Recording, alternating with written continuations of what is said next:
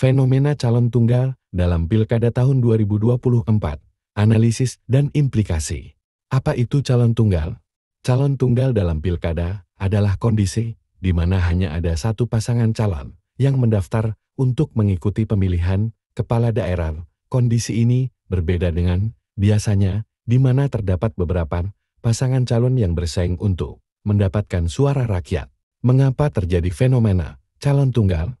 Beberapa faktor yang dapat menyebabkan terjadinya fenomena calon tunggal, antara lain dinamika politik lokal, kondisi politik di daerah yang kompleks, adanya dominasi partai politik tertentu, atau kurangnya minat partai politik untuk mengusung calon sendiri. Persyaratan pencalonan yang tinggi. Persyaratan pencalonan yang dianggap terlalu tinggi, baik dari segi dukungan partai politik maupun syarat lainnya, dapat menyulitkan bagi calon independen atau partai politik kecil untuk mendaftar. Kurangnya minat masyarakat. Kurangnya minat masyarakat untuk terlibat dalam proses politik, baik sebagai calon maupun sebagai pemilih, juga dapat berkontribusi pada fenomena calon tunggal. Dampak calon tunggal. Fenomena calon tunggal memiliki beberapa dampak, antara lain terbatasnya pilihan bagi pemilih. Pemilih hanya memiliki satu pilihan, sehingga tidak ada kompetisi yang sehat dalam proses pemilihan. Melemahnya demokrasi. Demokrasi yang sehat membutuhkan adanya kompetisi antar calon untuk menghasilkan pemimpin yang terbaik.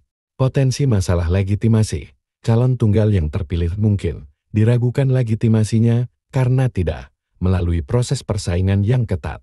Pengaruh terhadap kualitas pemerintahan. Tanpa adanya tekanan dari lawan politik, calon tunggal yang terpilih mungkin kurang termotivasi untuk menjalankan tugasnya dengan baik. Tanggapan KPU.